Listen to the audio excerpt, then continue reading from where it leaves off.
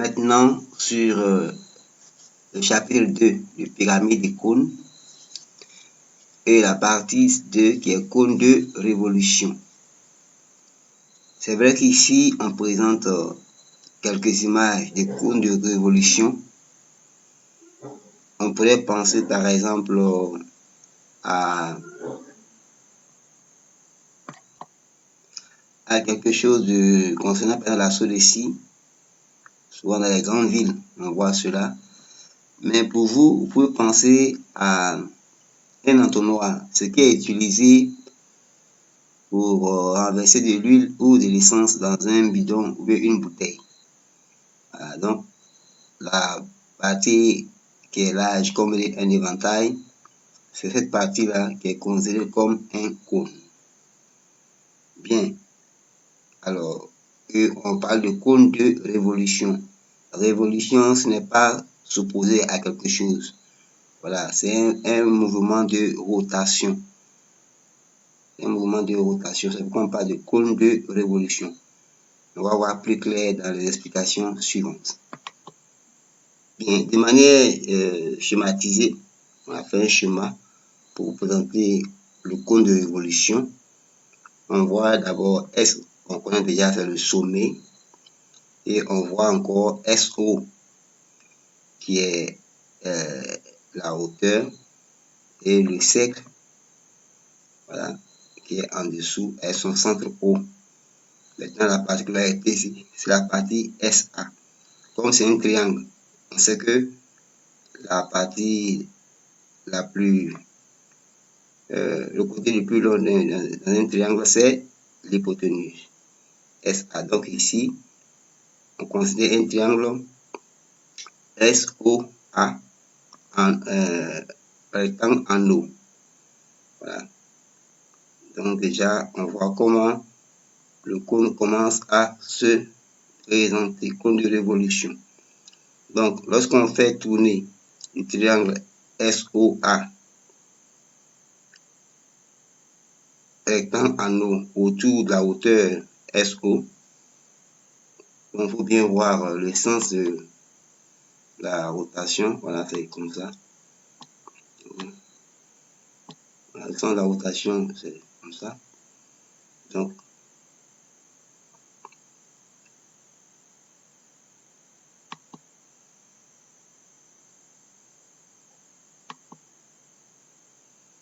on dit en ce moment-là, on génère un cône.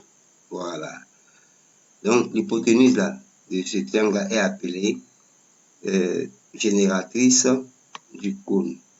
Donc, c'est un vocabulaire à retenir. Voilà. C'est un vocabulaire à retenir, génératrice du cône. Voilà. C'est ça ici, génératrice du cône. Bien, donc déjà, on connaît ce nom-là. Donc, on pourrait avancer. Donc, ici, le cône de révolution ici a pour thème la génératrice, c'est-à-dire le support qu'on avait appelé tout à l'heure, l'hypoténuse. Voilà, puisque c'était le triangle SOA. Voilà. Donc, les éléments sont sommet, hauteur, base et génératrice. Comme pour la pyramide, nous disons que la hauteur d'un cône de révolution est la droite qui passe par son sommet et qui est perpendiculaire au plan de sa base. Donc, la distance du sommet au centre haut du disque de base s'appelle la hauteur du cône. Donc, on a vu différentes sortes de présentations. Néanmoins, face à certaines situations, nous devons être capables de pouvoir nous retrouver. C'est le cas de cet exercice de fixation ci-contre. Ici, on nous dit quoi? On nous dit que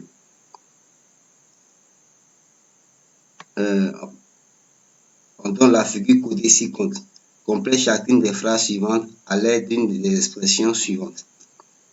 Voilà. Une génératrice, la rotation, le rayon de la base, la hauteur. Donc, je vous laisse réfléchir. Donc ici, nous avons, c'est vrai, nous avons un triangle puisque on peut imaginer le cône de cette manière-là, un triangle EFG.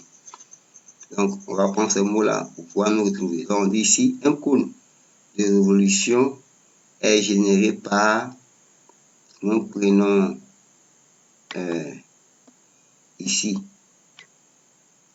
le mot une génératrice. Donc, une génératrice ici. Voilà, c'est ce mot-là qu'on va venir placer ici. Voilà. Donc, la génératrice est là. Donc, un cône de révolution est engendré par une génératrice du triangle EFG autour de la droite EF. Voilà. Et déjà, on sait que la génératrice c'est EG, puisque c'est l'hypoténuse du triangle. Ensuite, le segment FG, voilà, le segment FG qui est là, est quoi?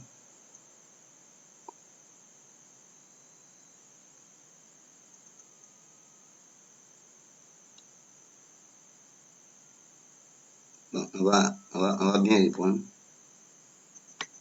Donc, il disait que un cône de révolution est engendré par plutôt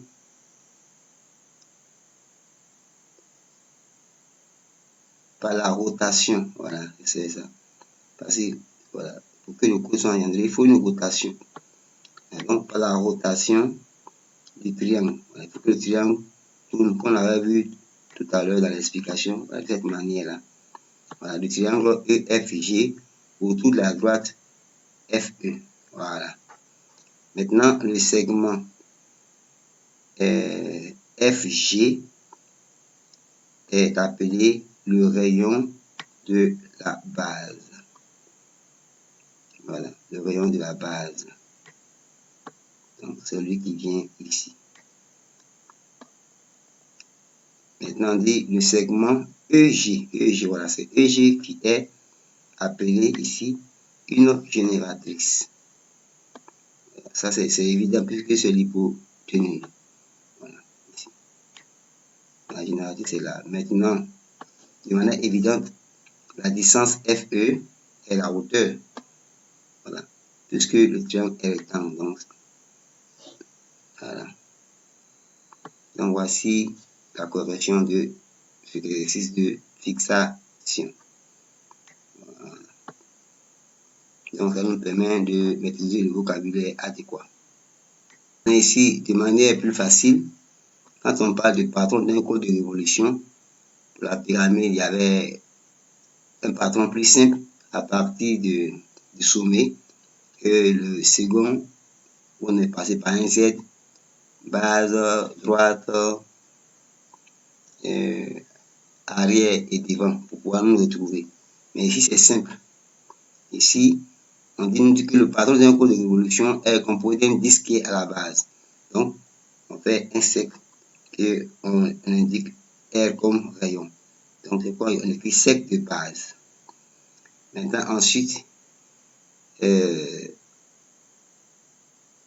parle de l'angle du secteur alpha du patron est l'angle de développement du cône. Donc, ici, on met SAB, voilà, comme un triangle. Et puis maintenant, on fait un secteur, voilà. C'est-à-dire, on détermine un angle. Voilà. Et puis, on considère SB ici comme la génératrice. Donc, et puis là, il est appelé angle de développement.